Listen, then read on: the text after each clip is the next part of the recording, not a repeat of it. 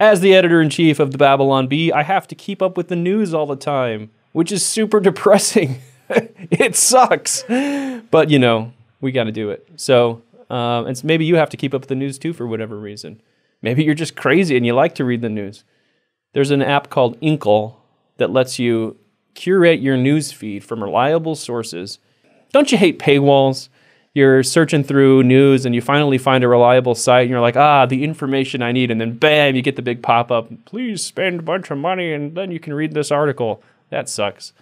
When you browse news through Inkle, it actually has a lot of those paywalls removed. It has that all built in and included in the premium service. Just $100 a year and you get access to a ton of different stuff. Plus you get a discount.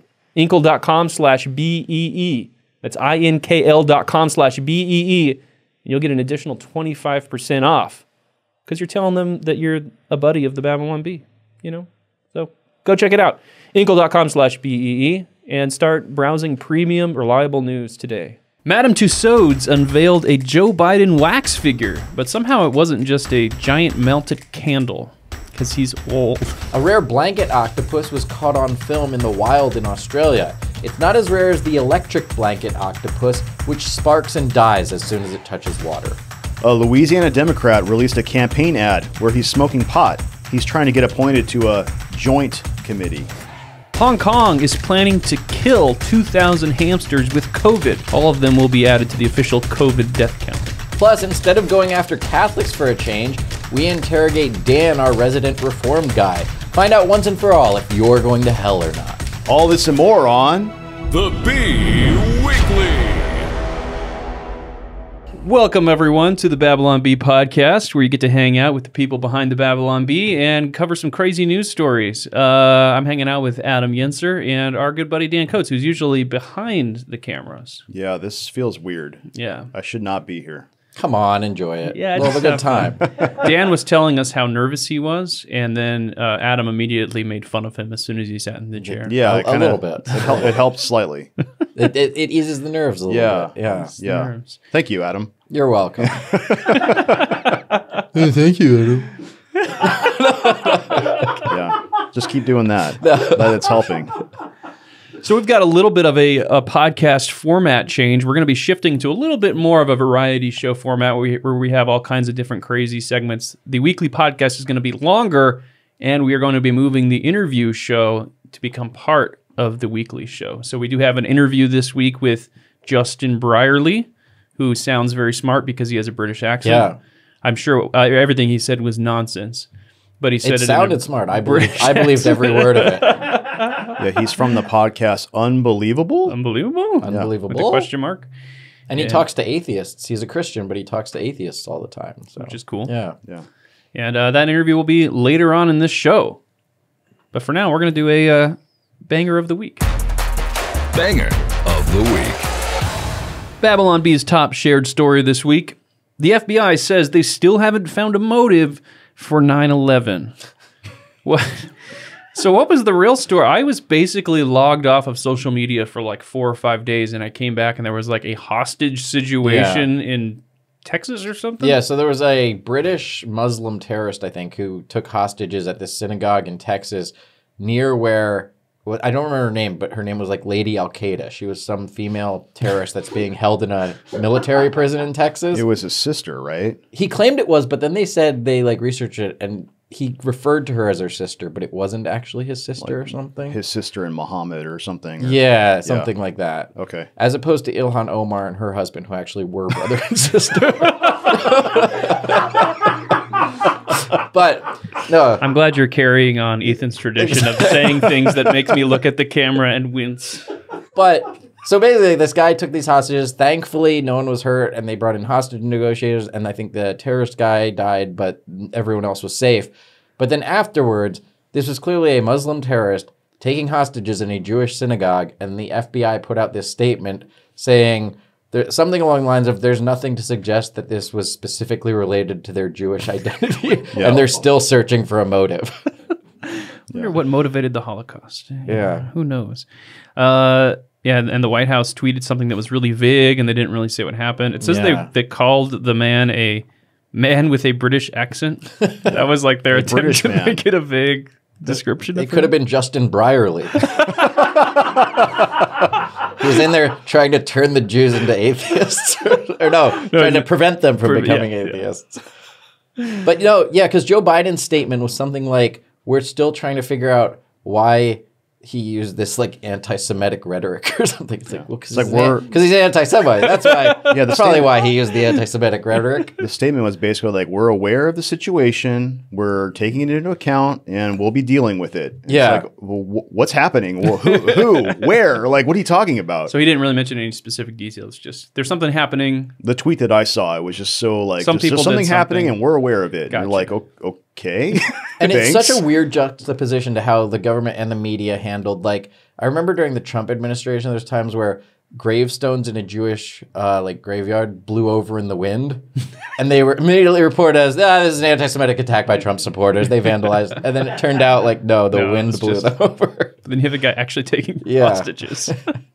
Wasn't there some story about a shooter, like maybe 7 or 8 months ago, where they were reporting it? They were reporting it like crazy. It was in Colorado. Was it in Colorado? At a supermarket. It was like a mass shooter, and then like it turned out he was a Muslim guy. Yeah, and then they didn't care much about that story. Yeah, anymore. it's like they just got memory hold. It's like no one knows what happened anymore. There's so many people on Twitter that immediately want to dogpile on something to push whatever their preconceived idea of what causes a mass shooting, and they're like white supremacy, and then it's a Muslim guy, and it's like yeah.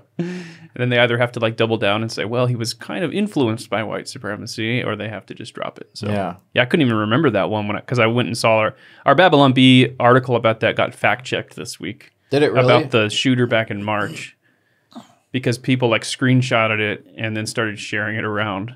And it was this time around. Yeah, so we had the CNN report saying the shooter was factually Arab but morally white. And so that has just gotten fact-checked right before we started this. It's saddening that's like an evergreen article. Yeah. We could just keep using that. And we also have a bomb of the week. Bomb of the week. Crazed Ron Paul seen shouting, "I told you so," at passersby in front of the national debt clock. I really like this one, and nobody else did. Nobody liked my headline. What's wrong with you people? I like envisioning it. It's a funny picture. I like picturing him actually doing that, yeah. Maybe it's, just didn't work as a headline. Maybe we should make a 20-minute long video of this. It bombed as a headline, but it would work really well as an extended short film. We should see if he'll film this for us. Ron Paul, will you scream at people walking by the national debt clock? What the heck even is the national debt at right now? I keep seeing the number. I remember, I want to say when I was in high school, our history teacher told us guys, the national debt is at $6 trillion right now. It's really bad, you know? And I think now it's over 30 trillion or something. Yeah. Let's see. Does it matter? Is money real? Real time. It is. Oh man, there's a lot of numbers on here. 29 trillion, 817 billion. 51,700,000. Yeah, it's not ideal. No, no, it's bad. It's bad. But we can pay it off in installments. Yeah, I was looking at all those Amazon points. Yes, we're gonna refinance it. Well, it's basically what they do. So it's I was looking at all those articles over the weekend where it was talking about inflation, and CNN was saying, should we do price controls? And everyone's like, gee, how could this have happened? They just keep printing money. I think I saw somewhere that they added 40% of the total amount of dollars. Yeah, that are all printed to the economy. Year. It was all within the last year. Gee, how could this have happened? If only we had listened to Ron Paul. Yeah, who was shouting, "I told you so." Ron Paul's trying to usher us all into the bunker. It's happening! It's happening! I remember we were eating at a Buffalo Wild Wings a few years ago, and a Ron Paul commercial came on the TV, and he's just like, "You got to buy gold. It's all gonna crash right now." And everyone's just looking up. He would just buy these random spots on Fox News and shout about gold. Did you see that thing with chicken wings at that restaurant where they're looking at the menu and it says chicken wings market price? Oh yeah, back in the day, that was Alaskan king crab legs. Yeah, that's or for something. Really exotic fish or something. You get to choose your own chicken out of the tank in front of the restaurant. So things are going well. Yeah, things are going. To sum up, hey, let's do some weekly news with Adam Yenser. It's time for the weekly news with Adam Yenser. Madame Tussauds in New York unveiled new wax figures of Joe Biden and Kamala Harris. The Biden statue looks so real, parents are telling their little girls not to get too close to it. And just like the real Biden, the wax figure is located in a fake set designed to look like the Oval Office. Oh, boy. This past Monday was Martin Luther King Jr. Day, but wouldn't you know it, a white stole all the attention. Maybe a picture of Betty White and all her. She would have been 100 today. Betty White. Yeah. Oh, I get it. A rare blanket octopus was caught on video in the wild in Australia. It was immediately pepper sprayed and arrested for violating the lockdowns. The blanket octopus is a unique species in which the female grows up to 6 feet and the male is only 2.4 centimeters. They're basically the Zendaya and Tom Holland of the animal kingdom. Gary Chambers, a Louisiana Democrat who is running for Senate, released a campaign ad where he's smoking marijuana. The theme of the ad is that at this point you'd have to be high to keep voting for Democrats. Own, destroy. Got him. Own the libs. Adam Yenser destroys the libs in 2.5 seconds. You guys always like the most heavy-handed ones. That's where this room goes crazy. Pet stores in Hong Kong are planning to kill 2,000 hamsters that tested positive for COVID to keep them from transmitting it to humans, which is tragic. If little kids bought those hamsters and took care of them, they could have lived another 2 weeks. The government has provided the stores with 2,000 toilets to help dispose of the hamsters. We watched a friend's hamster growing up, and they went on vacation for a week, and we left it in our garage in a little cage. And it was like 120 degrees outside, and it died. They die like my family had hamsters. We didn't even need to do that; it would have died anyway. Did you replace it like in a sitcom? Like, oh, we gotta get a pet that looks exactly like it. Yeah, and painted it the right color and all that. Yeah, absolutely. I saw there was some like Twitter like viral thing this week where there's a video that said like sometimes hamsters hibernate. And like people might have been like throwing away their dead hamsters when they were just hibernating. But then other people were like, no, they don't hibernate. But it was this big like controversy. Everyone on social media is like, did I just kill my hamster? Like, they're all You didn't kill it. You buried it alive. We need to get Snopes on this ASAP. All right. Cracker Barrel was ordered to pay a Tennessee man $9.4 million after he was accidentally served a glass of cleaning chemicals. Apparently, he had actually ordered a glass of sweet cleaning chemicals.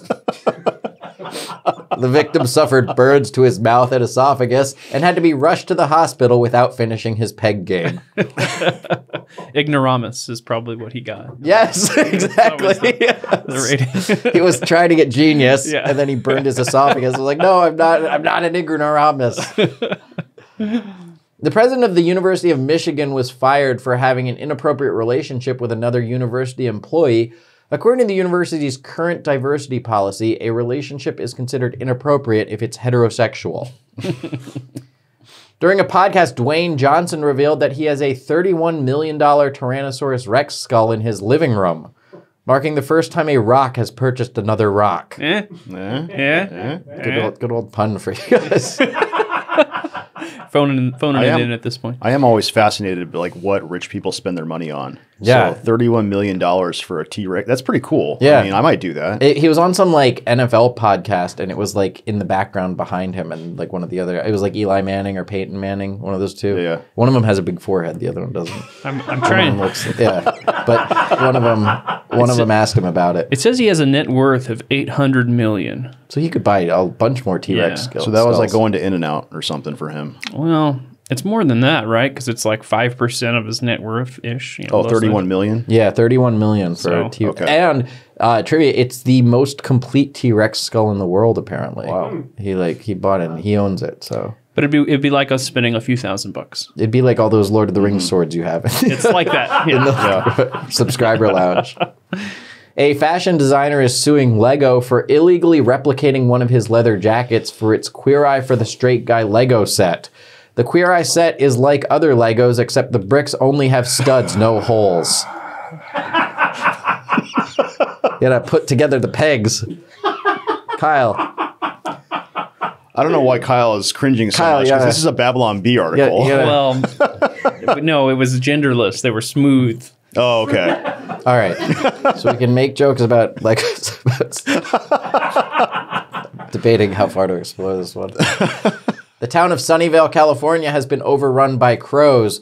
So just like Los Angeles and San Francisco, their murder rate has exploded. In a new... Don't haha that. Murder. Yeah. In a new interview, Bono revealed that he has never liked the band name U2. Me too. Specifically, Bono said he finds the name embarrassing, so man, wait till he hears their terrible music. Due to the Omicron surge, White Castle has canceled its annual fine dining Valentine's Day event, but due to the crime surge, you can still get stabbed at Popeyes. That's it for the news. Lots of people want to understand the Bible better. A great place to start is the Enduring Word Bible Commentary.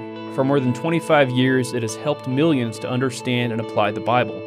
It's clear and simple enough for everyday Christians, and yet tens of thousands of pastors and teachers also use it.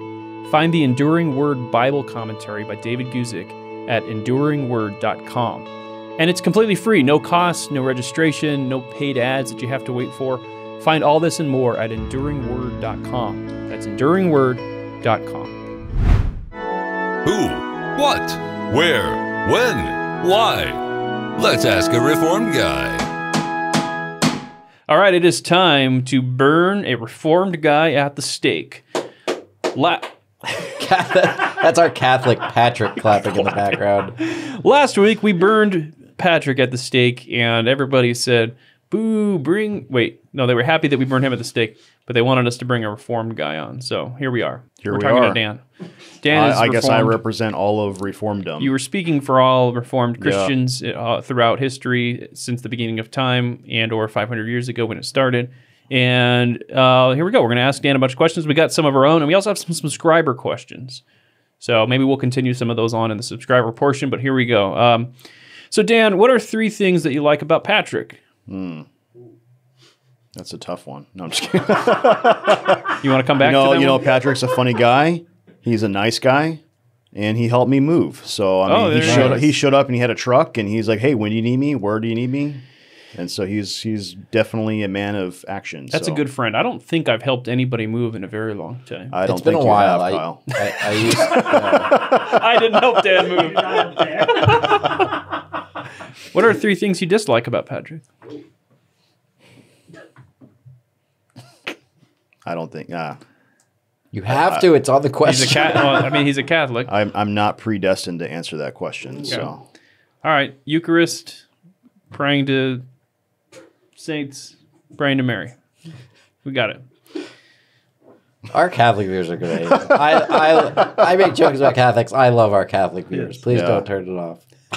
yeah, let me say up front, like asking the Reformed guy as a segment, I will say that I do love Catholics, and I don't want to come across like hey, I'm the anti-Catholic guy, and I'm here to answer your questions. Like I know everything. Like As a Lutheran, I find it funny to joke about Catholicism, but I don't have anything like actually against Catholic people. Kyle. Kyle's twitching a little bit. I hate them. Yeah. All right, Dan, who's your favorite reformer? Ooh, I think I'd go with John Calvin, I would have picked Optimus Prime. Optimus Prime. I think that's a transformer. Yeah. Not a reformer. More than meets the eye. Yeah, I would go Calvin. Okay. I do like Luther quite a bit because of all of his potty humor, and just the way he wrote was very funny to me. But then he had a lot of stuff about the Jews that I didn't care for. So, Yeah. You didn't care for his comments on the Jews. right. You like the Jews. Luther is to Jews as How did I Kyle say is that? It was to like a dangling Catholics. modifier. It's a ding. Luther is to Jews as Kyle is to Catholics. Yes. Okay.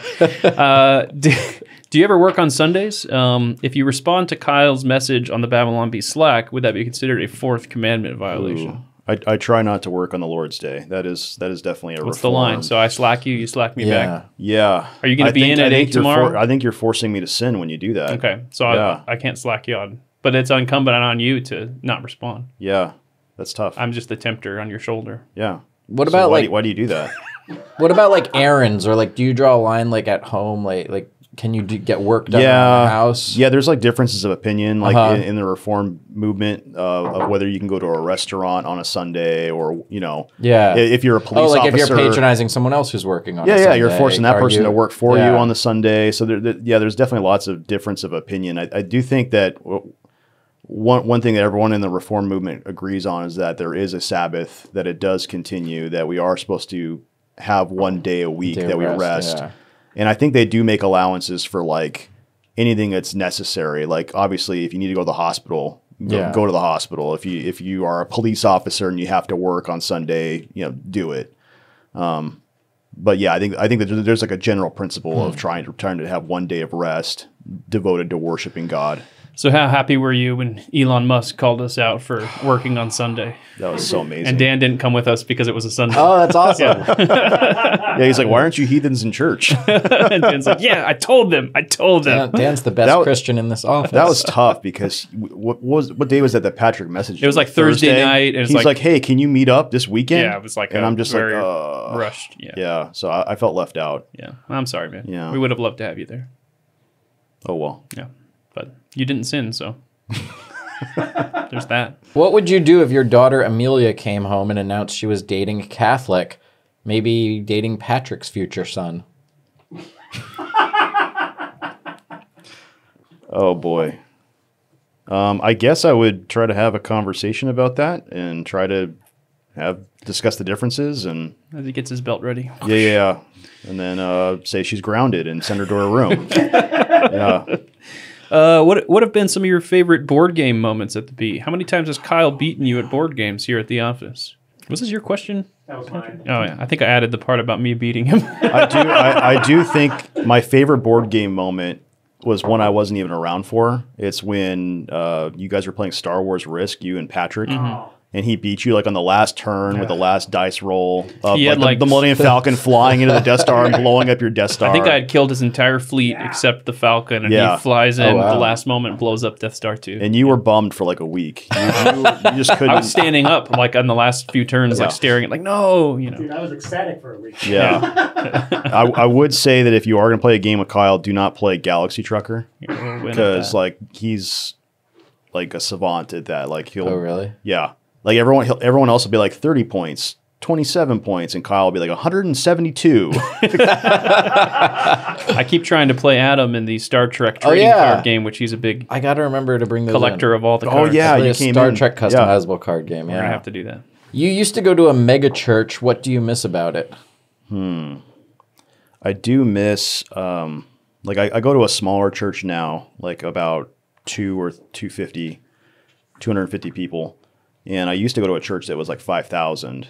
And I do miss the I guess like the amount of stuff that you could go to. Like, hey, on Tuesday night we got this going. On Thursday night we have Bible study. On Friday night we had like there was always like an opportunity to like go meet people, go hang out.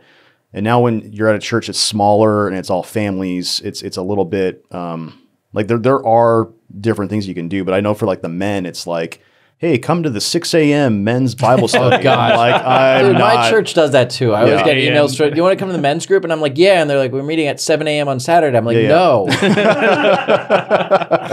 Yeah, so it's a little different. I do miss the movie clips, having the pastor play. You miss Braveheart. And the Bible doesn't come to life unless you can relate to Braveheart somehow. Was the mega church and your small church both Reformed churches? Or the same? No. Okay. The mega church was more of a non-denominational type Baptist feel. Are there reform hardcore Reformed? I feel like most mega churches are like Baptists. Like, are there mega churches of all the denominations? Or? I don't know that there's many. Like, there's some that may lean more Reformed in like soteriology or whatever. But I don't think.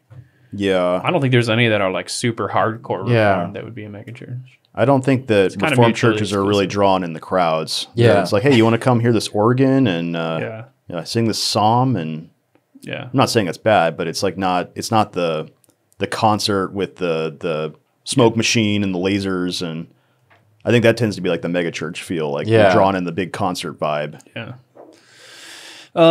You've written some Babylon Bee headlines. What's your favorite? Oh man, being put on the spot. I didn't see this question. I did write one that got snoped. That's all one I always think about. The California banning Bibles as assault weapons or something like that. And so then Snopes, like the next day, I see an article from Snopes about it. I'm like, hey, Isn't that surreal? I did that. Yeah. Like, I'm just wondering who is out there that read that article. Goes, is this real? Did they really ban the Bible? Because they think it's a weapon. Yeah, yeah. All right. This is clearly a question Kyle wrote. If you were on Geneva's governing council, would you have voted to burn Servitus at the stake? Ooh, interesting. I don't know what I just asked, honestly. Okay, so John Calvin famously was a part of a council that voted Oh, that's the guy that he to voted burn him at the stake. I don't think he was on the I've heard council. story. I thought he was not part of the council. Yeah, there's the city council, and then he was obviously like he's like one of the He was ministers or probably something. like the expert witness of like you know. He just clicked the barbecue lighter. So here's the thing: Servetus, he was wandering, or not wandering, but he was going around France and Geneva, Switzerland. If anybody caught him, they would have burned him at the stake. If the Roman Catholics caught him, Patrick, would you have burned him at the stake? Thumbs up. He gave a thumbs up. So at that time, it's like the church and the state were very much one, and it's like if you were a heretic, it was like a civil crime. And I think he wrote to Calvin. He had correspondence with Calvin, and Calvin wrote him back and said, "Do not come to Geneva. I cannot guarantee your safety if you come here." And so then he ended up coming, got arrested, and got tried and sentenced to, was it burning at the stake, I think? And I think Calvin had tried to argue for like a lesser or a less painful death. I So think he he was- argued for beheading. Yeah, he was remember trying to make it quick and painless, and he was That was like, nice of him. That was nice. yeah. What a nice guy. So like, I think people always slam Calvin, like, oh, he murdered Servetus, No. but I don't think he really had anything to do with the trial itself. I could be wrong on that, on the details, but So would you vote to? oh, I totally dodged that question, huh? It sounded like a yes, like a reluctant yes. You would have voted to behead him, not burn him at the stake. Well, this goes to like Jordan Peterson's point where he talks about like if you were in Nazi Germany, you probably would have been. You a have to Nazi. be aware Like, that you have that capacity in you to Yeah. have been on the Right. on the side that wanted to kill. Yeah. Yeah, that's an interesting question for like any of us. Like if we were alive in that time when the church and the state were basically one, and you were raised that way to think of that like any crime against God is a crime against the state. Like I think any of us would probably think, oh yeah, this is a good thing. We should do this. But as Americans, centuries later, we'd probably looking back going, there's probably different ways to look at this, and I don't know. So my answer is, Well, I mean, it doesn't matter because we're all predestined to believe whatever. oh, okay, there you go. What brought you from being a libertarian to a classic conservative? I was reading a lot of like Austrian economics guys. I don't know if you're too familiar with that whole movement, but A little bit, but not a they're whole basically like the libertarian right wing, like the Mises Institute guys. They're all great people from my experience. But I was reading like Murray Rothbard, Ludwig von Mises, getting very heavily into like economic theory and like following Ron Paul. So I became a libertarian through Ron Paul, probably. And then I started reading other things that made me question that. So one thing, like I started getting into Russell Kirk. He's a real big traditional conservative, just kind of challenging like the presuppositions I had, because I feel like libertarianism is a very logical system, but it's also in some ways any system like that is going to have a circular logic to it. So like if you accept this premise, then yeah, everything that you're saying makes sense, and it goes around in a big circle. Like, yeah, it makes sense. It makes sense. It makes sense. So I think if you take out one of those pieces, like I think libertarians are all about the non-aggression principle. Like this is the one thing that you can't question or think differently on, and then everything's built upon that. And I think reading Russell Kirk and some of the more traditional people like him, I started thinking of society as being more of something that God's created, that we're made for an enduring moral order. I'm getting really deep on this podcast. I'm sorry. No, I like this answer a lot. But yeah, that we're made to be in society with each other. We're made to have obligations to each other. And I think that kind of rubs against the whole premise of a libertarian society of it's all about me. It's all about my rights. And I only can give away my rights through contracting them away. And or I'm probably phrasing that the wrong way, but the only way that you can have your freedoms restricted is through making some kind of social contract. And I think I started thinking about it in a different way and kind of coming away going, yeah, I guess that doesn't really make sense to me. Anyway, sorry. I thought that was a great answer. It's like, Like if you read the libertarian guys enough, like you get into Hoppe. But I think that's enough of an Oh, answer. okay. Sure. No problem. we all make dumb jokes. Dan comes on, gives a very thoughtful That was answer. one of the yeah. most thoughtful things And then he we've had on the apologizes on for the it. I'm podcast. sorry. Yeah, Sorry, it's that like, was... no, that Yeah, I think I got into Hans Hermann Hoppe, and he talks about covenant communities as a way of explaining how society could be constructed in this way. And I think if you follow that back through history, I think that's kind of what we ended up doing, that the traditions and the institutions that we have today are from a long history of those kinds of arrangements. So anyways, sorry. All right. Well, you have... no, don't apologize. Stop apologizing. That's one of the best answers we've Dan, had this to any is an question. amazing on the podcast. answer. I'm Yeah. sorry. Sorry. Yeah. All right. Well, we've thoroughly burned down at the stake, and we have some more questions, even harder hitting questions from our subscribers that we're going to get to in the subscriber portion. So stick around for that. But first, we had a new video this week where Kamala Harris's aide gave an exclusive interview to us. Yeah. You want to go to that? Somehow we landed the exclusive interview with exclusive. Kamala's aide. Yeah. They came to Babylon Bee first. So let's hear this interview with Kamala Harris's aide. As a Christian, you know that God is always there for you, but sometimes things in this life can get overwhelming. It's a crazy time, especially with the pandemic and all that stuff. It's important to speak to a counselor, but you definitely want to talk to one who shares your faith and values. Online counseling from Faithful Counseling is there for you. You have Christian counselors who share your faith, who can deal with crisis of faith issues, and just deal with normal stuff that every human deals with, like depression, stress, anxiety, relationships, all that kind of stuff. You can get help on your own time and at your own pace. You can schedule a secure video chat with the counselor. Everything you share is confidential. They have 3,000 U.S. licensed therapists across all 50 states. It's secure, convenient, professional, and affordable. Listeners get 10% off your first month at faithfulcounseling.com/BabylonB. Don't wait another minute. You can get started today. Go to faithfulcounseling.com/BabylonB. You're going to fill out a questionnaire, and it'll help them assess your needs and get you matched with a counselor who shares your faith and a counselor that you'll love. That's faithfulcounseling.com/BabylonB. There have been a lot of rumors about an alleged toxic work environment in the office of Vice President Kamala Harris. Several Harris staff members have resigned, describing it as abusive and saying that people were, quote, treated like shit. We have an exclusive interview with one of Kamala's longtime aides who insists the rumors simply aren't true. Here's the Vice President's communications assistant, Ashley Simmons. Miss Simmons? Hi, thanks for having me. We've heard that the Vice President's office is a difficult place to work. What has your experience been like? Look, these rumors are ridiculous. It's a bunch of right-wing media lies spread by haters and trolls. The Vice President's office is not only a wonderful place to work, but a rewarding one. In fact, there's no one I'd rather work for than Vice President Harris. So Kamala Harris herself is a good boss? Because some have alleged that these problems are coming from the top down. Don't be silly.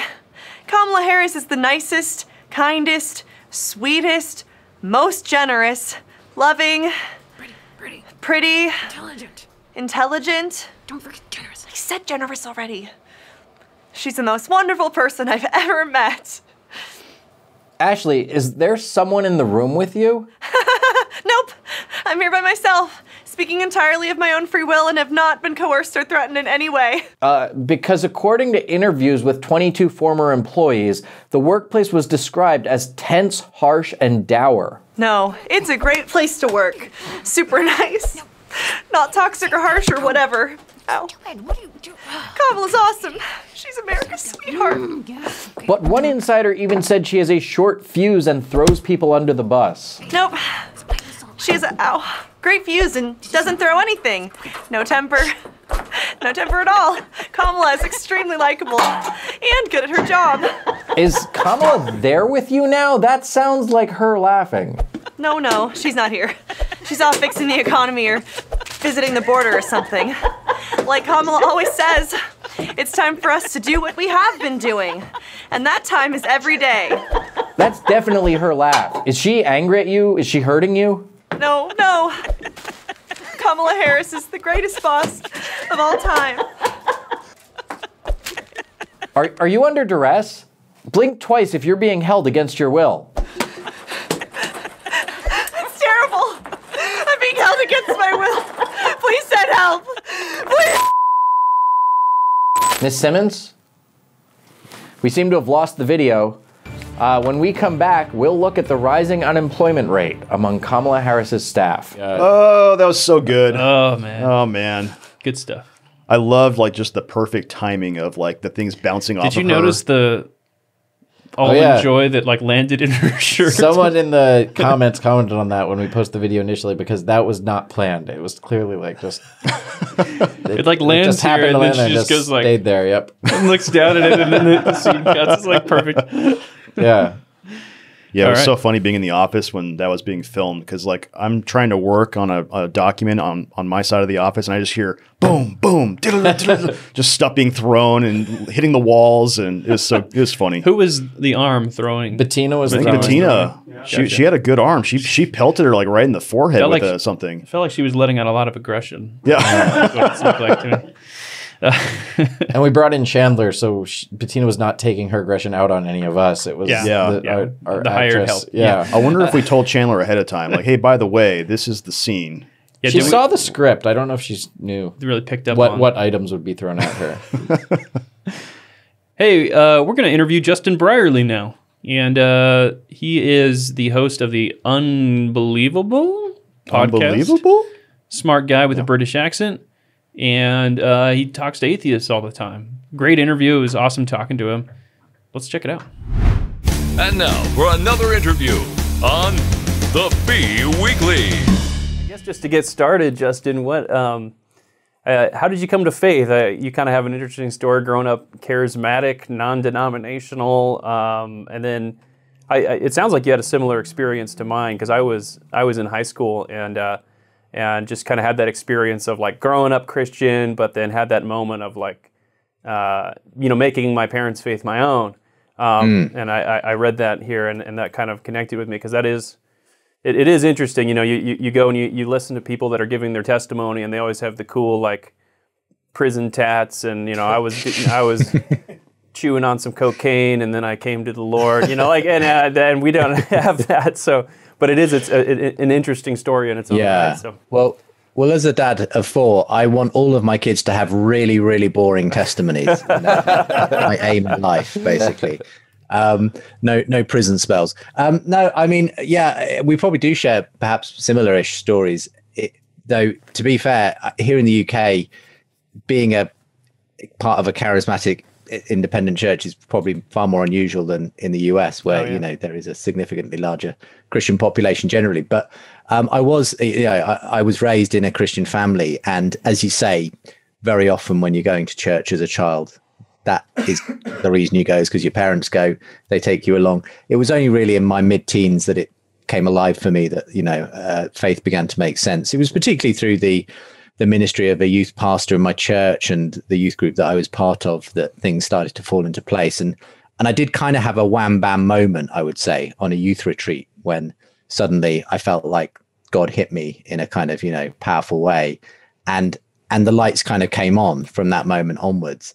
Having said all that, my wife came to faith in a completely different way, not at all a wham bam moment. It was, a gradual, dawning of something that was there all the time. So everyone's got their own story, haven't they? But that was mine. And in a way, it was only the start of the journey, though, as I'm sure it was for you. Your faith grows, changes, matures over the years. And, I ran into, some pretty big questions and doubts and that kind of thing along the road. And that's all been part of the bigger journey of my Christian faith. Yeah, I don't relate. I never had any doubts. So Always been 100%. yeah, I'm just on board, man. Now, did you find when you sort of were raised with some faith, but weren't, it wasn't this sort of deeply devout faith, did you find that you had more doubts and questions before your sort of wham bam moment, or in sort of developing your own faith more deeply, did that lead to more doubts and questions? It was definitely sort of in my late teenage years and early 20s, I'd say, that the big questions came along. And partly just because I kind of moved into the more adult world, of university. I went to Oxford University, and while there's a very strong Christian presence there, in fact, a great, Christian movement really in among students in Oxford, I was still surrounded by a lot of atheist skeptics, people who asked tough questions of my faith. So that was probably, a testing time, a time when doubt came along, and I had to start thinking through some of the big questions around Christianity, because up to that point of going off to university, I think I'd essentially lived off this experience I'd had, if you like. And it was really through university and then into my early adult years that I really started to engage in what you might call Christian apologetics and theology and that kind of thing, which I didn't know it at the time would turn out to be, the career that I would pursue in the end, at least through broadcasting and so on. But I think some of those early experiences of butting heads sometimes with people who didn't share my faith was quite instrumental in helping me to engage with the questions later on. We kind of live in this culture of echo chambers where everybody just goes and listens to the side that they agree with. Christians listen to Christian podcasts because the Christians hosting the podcast agree with them and will affirm everything that they believe. And I don't know if that's getting better or worse, but that does seem to be kind of the prevalent attitude, is that you go and you go cling to your own. So kind of what you do with Unbelievable, and we couldn't figure out if we're supposed to say unbelievable. There's a question mark. There's a question mark. Yeah. But so that's interesting to me that you do that. That you kind of open yourself up to hearing these different viewpoints and being involved and watching these debates. And I don't know, what does that do for you? Do you like that? Yeah, I mean that was really the whole purpose of starting the show, really. And yes, I agree. I've never quite known myself whether to end it, with an inflection at the end with the question mark. But it's got a question mark in the title, precisely because we wanted to have a space where people could honestly ask questions in both directions, Christians to non-Christians and vice versa. And I completely agree.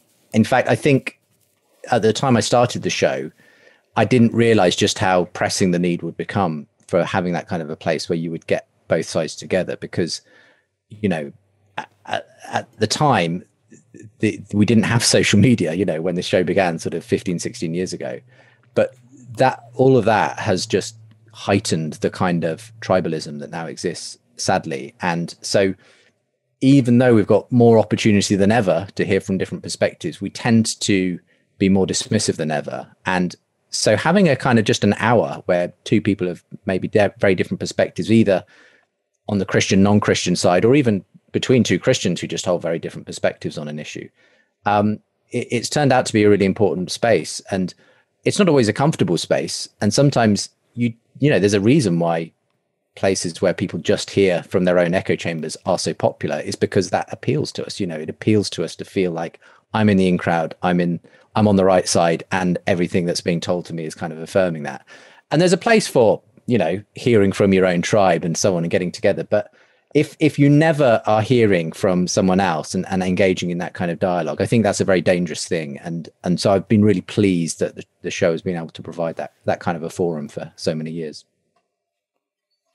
Cool. Do you ever have a difficult time when getting guests on who disagree because they maybe don't want to be challenged? I know you've talked before about in some of your, when you've watched like Richard Dawkins and stuff like that, there are people who sort of avoid engaging with the strongest argument that comes from the other side. Now, on your podcast, like, you kind of want to engage with people with the sort of strongest disagreements and have a dialogue about that to kind of work through those issues. Do you find it that it's ever been hard, or that it's getting harder or easier to get people on who have the sort of strongest and most well thought out disagreements?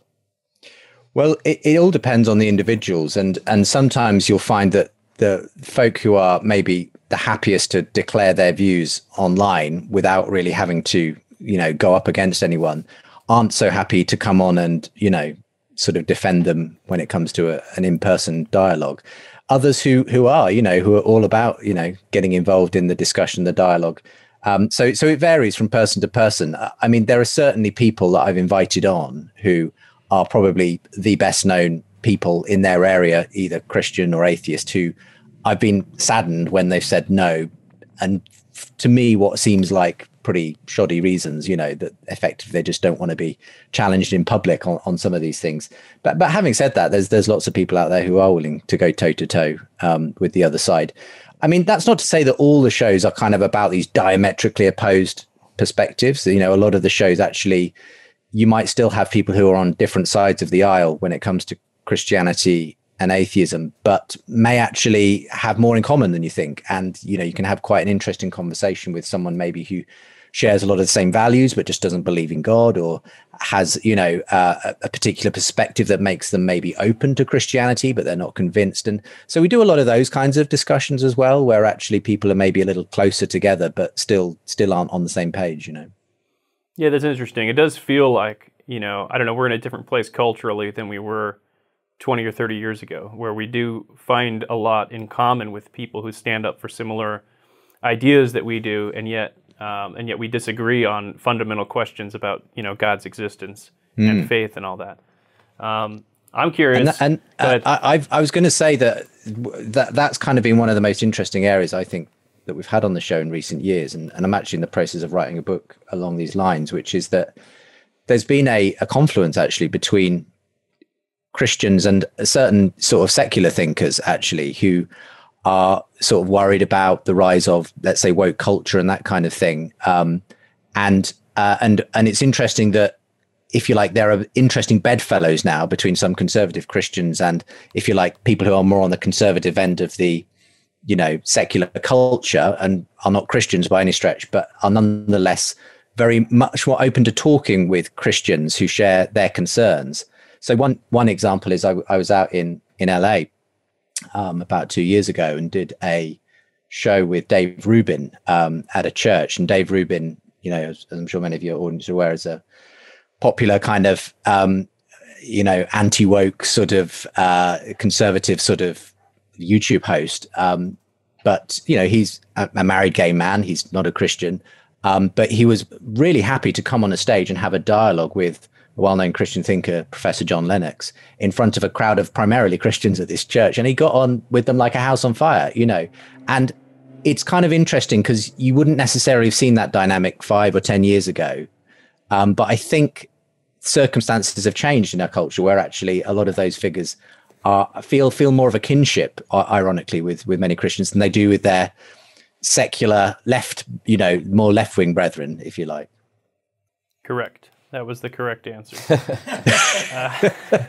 Is British food as bad as we've been led to believe? It's probably much worse than you've been led to believe, I'm afraid. But no, I mean, it depends what you mean by British food. I mean, here in the UK, one of the most British things you can have is a curry, which obviously is not really native to England originally, but it's almost, one of the most British things you can eat is a curry from your local Indian takeaway. When I was in London, I only ate at Indian restaurants because it's the only exactly. How could a loving God create British food? Checkmate. Because fish and chips are evidence of God's existence. If anyone needed it is why. Look, I've got to say, guys, you can make fun of British food, but I've been in the US, and a lot of the food there, if I'm honest, once you've been there for a couple of weeks, you're like, I'm not sure I can take another burger and and there's you guys don't have vegetables. I don't think you've discovered vegetables yet, but we definitely have more vegetables here in the UK. Oh, we have fries, which is vegetable. Right. Yeah. Or a root or something. One of the great discoveries when I was last in the US was In-N-Out Burgers. So you've got that on us, that's for sure. Yeah. I like this guy. Does the Bible seem too big, complicated, and overwhelming? There's a free resource that has helped millions by breaking the Bible down book by book, chapter by chapter, and verse by verse. The Enduring Word Commentary is a popular and trusted Bible resource, and its clear and simple approach makes it helpful both to everyday Christians and seasoned Bible teachers. Find the Enduring Word Bible Commentary by David Guzik at enduringword.com. That's enduringword.com. When you have had guests on your podcast having these dialogues, have you had any guests on that have changed your point of view or like your mind on certain issues? Yeah, for sure. I think, you can't host a show like this for 16 years and it not make a difference to the way you think about things. It may not be that things got radically changed. It's more that a lot of things crystallized that maybe you hadn't really thought about that much, or you kind of weren't sure what you believed on something and you end up coming to a belief. But one example of an area where I'd say my beliefs theologically have changed over the years as I've engaged in some of these discussions would be, for instance, on the issue of hell. Now, probably when I started the show, I came from a perspective which many people might call eternal conscious torment, which is the view that, hell is a place of everlasting conscious torment. And I've been persuaded in the years of doing the show by a different perspective, which is called annihilationism. It's the view that there is a final end to those who don't trust in Christ, and that's a position that has been held by many Orthodox Christians for a long time. But it's one example of a place where I would say my theology shifted, because I did end up being convinced, because of hosting some of these debates between different perspectives on this, and finding that actually there's a really solid case in my view, scripturally, ethically, and so on for that perspective. Now, by and large, I think those kinds of issues, for me, count as kind of secondary, if you like, in Christianity, and there's room for disagreement on those. When it comes to the core beliefs, if you like, the things that really define Christianity, I'd say my views have become more nuanced on some of them, but if anything, I've become more confident in the central claims of Christianity through doing the show, because I think there is at the heart of this a very defensible, intellectually credible case for Christianity, and that's been one of the most exciting things to discover along the way. Interesting thoughts on hell. Yeah. Wrong, but interesting. So in annihilationism, is it like they will sort of, there's an end to their existence? Do they get tormented for a while and then they get blown up? Or like it's sometimes given the more technical term conditional immortality. And it's the idea that, just as you were created, you aren't created to be an eternal being.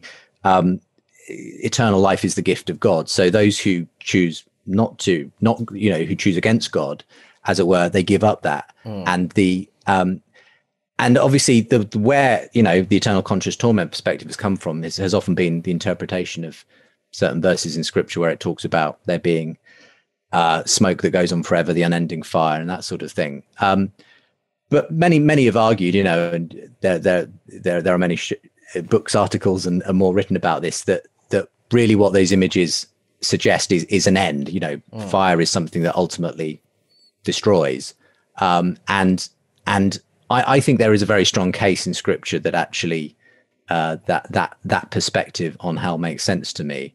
I'm happy to be proved wrong. And obviously I get on very well with all my eternal conscious torment friends. But but for me, that's what we refer to ourselves as. That's right. So in your view, like, atheists may get to blink out of existence just like they've always wanted to. They'll eventually, in a funny way, yeah. I mean, that is the result. Is that in a funny way? And their last thought before nothingness is, "I was right," and then nothing. I don't know. I mean, I think what ultimately, there are different theories even within the annihilationist perspective, as you can imagine. And there are those who would say that there is still some kind of an afterlife for a period in which someone who has not trusted in Christ gets to see the result, but it's not a never ending sort of, so there may be some kind of form of punishment that exists. In all honesty, I'm somewhat agnostic on exactly what happens. In the end, my view is that what is ultimately described in Scripture is a kind of an end to everything that ultimately goes against God. I don't believe there's going to be a square inch of heaven and earth that is still in rebellion against God. Ultimately, I think it will be extinguished. But that's the perspective that I now hold. As I say, it doesn't define my Christianity, but it's one area where I would probably take a difference with other Christians, in the evangelical church. we all kind of mock the terrible atheist arguments for God that we come across. You know, online you get a lot of the flying spaghetti monster, or you know, you have the magic sky fairy god, whatever, up in the sky. What is the absolute worst argument for atheism that you've ever heard? And what's the worst argument for Christianity that you've ever heard someone deliver? Oh, I mean, I think one of the worst arguments for atheism is basically the one that I quite often come across on Twitter, which is stating the current year. That seems to be the way, you know, haven't you heard? It's 2022. That seems to be a pretty common argument. It is, unfortunately, a really bad argument for atheism, because when you say, I believe in God, and someone replies, it's 2022, how can you possibly still believe that? I think that's one of the possibly the worst arguments for atheism. But I mean, otherwise, yeah, there are just bad arguments. You know, essentially, I think both Christians and atheists can be guilty of what's sometimes called the genetic fallacy, which is the idea that I can dismiss a belief because maybe I can say that it came from somewhere, you know, like, for instance, well, you were just grew up in a Christian family, so therefore I don't believe in your Christian faith. You know, you was just handed down to you. Now, that may be true, but that does not in any way disprove Christianity. It's the genetic fallacy. It's the idea that if I can show where your belief came from, it means the belief is false. Well, Christianity can be completely true, even if you ended up believing it for fairly weak reasons. You know, it doesn't stop it being true. Likewise, for an atheist, you know, it cuts both ways. An atheist could be an atheist simply because that's the cultural family that they grew up in. That doesn't have much to say about whether or not there's a God. It just happens to describe the circumstances in which they, you know, came to their particular perspective on the matter. So I'm always encouraging people to kind of, you know, ditch those kinds of arguments and actually get to the core stuff about whether there is a case for Christianity, whether there is a case for atheism, and kind of move beyond those kinds of somewhat shallow ways of looking at it. And then conversely, would you say, are there arguments for both Christianity and atheism that you've found to be like the strongest in sort of challenging people on the other side? For sure, yeah. I mean, I have my favorites, you know, when it comes to Christianity. I find, for instance, the moral argument for God a very powerful argument. So very briefly, the moral argument is the kind of argument really that persuaded C.S. Lewis to convert from atheism to theism. And it's the view that if we believe that there really is such a thing as justice in the world, that there really is such a thing as moral evil and moral good, then there has to be a moral lawgiver, because on an atheist perspective, on a naturalistic perspective, all that really exists is just matter in motion, the forces of nature. There's no such thing as right or wrong, good or evil. In the end, the universe just is the way it is, and you just have to accept that. And the reason I think the argument is so powerful is because none of us live life that way. None of us live as though actually, you know, all our beliefs about right and wrong are just a kind of the happenstance of the way evolution happened to hand down, you know, things.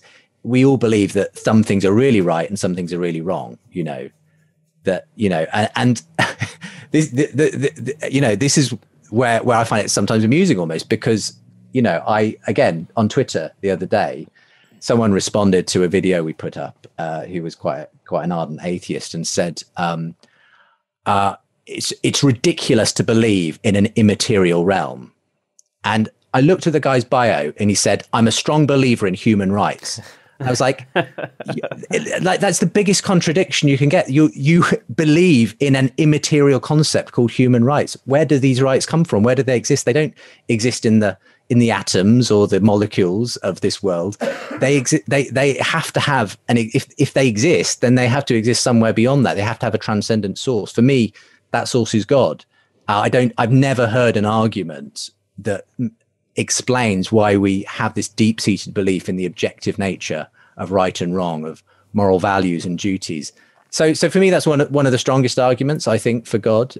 It's not necessarily the easiest to grasp, but for people who do see it, I think it hits very hard. You know, people like C.S. Lewis, and I know many others for whom it's been an important sort of part of their intellectual journey. On the atheist side, I guess, the problem of suffering and evil is always one of the key ones. And that is never an easy, problem to answer. I think there are answers, but ultimately it's such an emotive issue, especially if you're experiencing suffering, then I can fully understand why someone looking at some of the rubbish ways that the world would say, I can't believe in a God who would allow this. Even worse than British food, there are situations that cause people. And I get that. The irony is, of course, that actually for some people, suffering actually propels them towards God, not away from God. So it doesn't always have that effect, but inevitably that's one of the hardest arguments. It is interesting that's still one of the hardest, because it seems on one level to be the most basic and common fundamental one, but it is very persistent, and it's the one that I think on an emotional and spiritual level causes the most conflict and trouble within individual people, I think. Well, not for me. I've still never. For people who have never had doubts, yes. Yes. Because you've never suffered at all either. It's all been easy, right? Yes. Yeah. It's true though. I think the problem, it's not that it's not possible to answer the problem. It's just that when you do, you can sound really cold-hearted when you just basically come back with a philosophical argument to someone's deep-seated pain or suffering. And as I say, that's why it's more than just an intellectual argument against God. It's a kind of, for many people, it's an incredibly emotional argument. And for that reason, that is what makes, I think, one of the hardest arguments, because you can't just go at it with intellect and reason. You kind of have to take people somewhere else if that's really their main argument against God. Are you allowed to have knives in the UK? For cutting things in kitchens, yes, but not really supposed to carry them around on your person in public. Interesting. Why do you ask? Oh, I don't know. I was just curious. We're as curious about British culture as we are about atheism and Christianity. Yeah. When God speaks to British people, does he have a British accent? Well, I would have assumed he had one wherever he speaks to people. that God. I've seen God is British. No. I mean, it's funny because, to be honest, because so much of our media is American, I suspect that my kids probably think that if God speaks anything, it's probably with an American accent, to be honest. So, that's just one of those things where you've infiltrated all of our media and we can't escape it now. Yeah, to us, British accents either sound like God or a villain. Yeah. And it depends whether it's like the high British or like the Cockney. It can sound very like no matter what you say is intelligent and correct, or it can sound like whatever you're saying is just crazy. Yes. I noticed this in US films. Like, so many of the villains are these sort of poshly spoken English people, aren't they? And is it because it kind of it denotes some air of incredible cunning and intelligence that could be used for dark purposes? Is that basically why? That's it. Wow. Yeah. One of the best things about having a show that is widely listened to in the USA is it automatically somehow boosts my intelligence perception among my US listeners. I frequently get this, that just having an English accent apparently automatically means it's assumed that you're more intelligent than you actually are. Isn't that the Dawkins strategy? Yeah. Is that all of our viewers right now probably correctly think you're smarter than either of us are. I think that was the Christopher Hitchens strategy. Yeah. It's very unfair because, people with posh English accents can talk just as much rubbish as people with American accents. But I'll take it if it's being handed to me. I had another question about when you're talking to atheists. So we're all Christian here, and we come at this from a Christian perspective.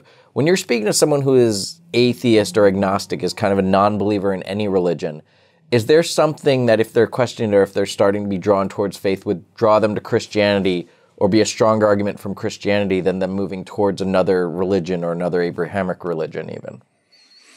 Yeah, I guess every individual is different. So you'd have to find out what the background sort of that person tends to, why they get drawn in a particular direction. I mean, in my experience, when I engage with adult converts to Christianity, very frequently, it's been a combination of factors. It's very often that they know a Christian who has, had an impact on their life, and they've been able to engage and dialogue and everything else. Now, would that be the same if it was a Muslim or someone else? I don't know. Perhaps there is, to some extent, culturally speaking, Christianity, even though we live in a very post-Christian West, it's still, if you like, the underlying current. It's the assumption, if you like, that exists there. And other forms of religion can still seem a bit alien or unusual in that sense.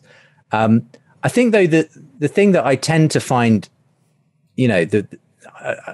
my theory as to why people probably gravitate towards Christianity rather than another religion when they do is simply that the person of Jesus is a very attractive one, and far more attractive, that I would say, than the founders of any other religion. And there's something about that character, as revealed in the Gospels, that still speaks to people in very powerful ways. And for me, that's, that shouldn't necessarily be surprising, because to a large degree, the West, all of the cultural assumptions we have about human dignity, value, equality, and so on, have basically been given to us by Jesus. The Jesus revolution, the Christian revolution, even though hardly anyone in the secular West now recognizes it, we are basically living in the wake still of the Christian revolution from 2000 years ago. And so when people discover the source of that, I think it often wakes people up to this was the missing thing, if you like. And you won't find that source in Eastern religions or in Islam.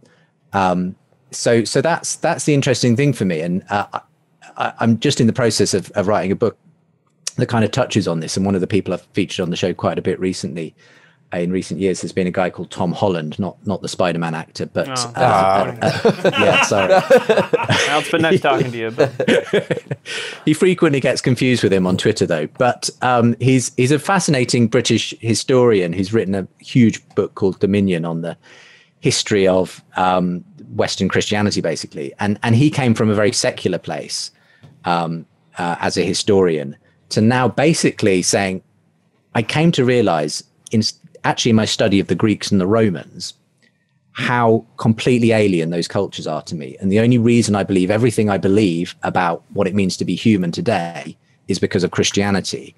And that has led him onto a very interesting journey towards the Christian faith and recognizing how completely culturally Christian he is, and then investigating the actual, Christianity itself and coming to find that it has a very powerful attraction to him.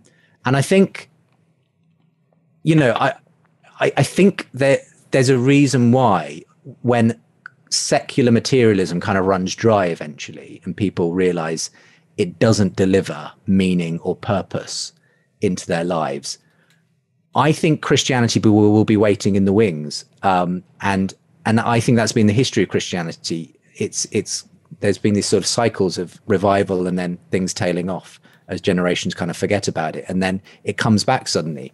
And I think that could be around the corner, because I think people are increasingly aware of how little secular materialism actually offers. And people often, when they only look, discover the riches of Christianity are waiting for them in its place. I like your question because it implies that you would go like interview an atheist or witness to an atheist, and then you're like, oops, I made him a Jehovah's Witness. Yeah, or why would they be? Yeah, exactly. You convinced me. I'm a Muslim now. I had a coworker who was a Mormon, and I was like witnessing to him, and then he became an atheist. So I argued too hard. Is that closer or further? I don't know where the scale. There should be a scale of religions. You got to be right in the sweet spot. You got to make them. Yeah. Well, we're going to move into our subscriber portion where we got a few more questions for you on apologetics. We'd like to talk about N.T. Wright a little bit and aliens. And then we're going to ask our 10 questions. Oh, man, the conversation was just getting going with Justin Brierley. We have a lot more where that came from in the subscriber portion. So check that out. If you're not a subscriber, please subscribe today, and you will get all the exclusive content. We also asked Justin Brierley the 10 questions, which is always a good time. We're going to do some hate mail now before we jump to the subscriber portion. I really miss Adam Ford. This is from someone named Claudia on Instagram who messaged us. And she says, I usually find your posts pretty funny.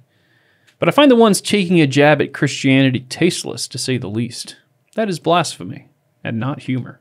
Is that really mutually exclusive? Like, I feel like you could be blasphemous and humorous. Do I need to put money in the... You could. No, I agree. You could be. Like, I think, I'm not saying it's right. I'm just saying... But there can be things that you would laugh at, but you'd be like, oh, that's blasphemous. Yeah, I shouldn't laugh at that, but I am.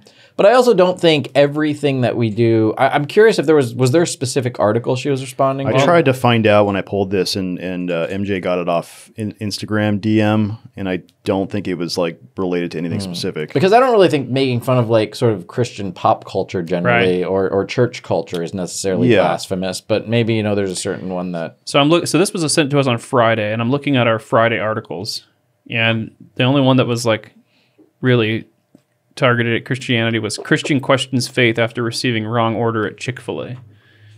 So maybe that was the one. No, I'm just kidding. She's like, don't make fun of Chick Fil-A. That's too far. That's the blasphemy. You cannot. Thou shalt not bash Chick Fil-A. All right, beautiful. Well, we have some more bonus hate mail. Our subscriber submitted headlines and a classic story of the week, and some more questions for Dan.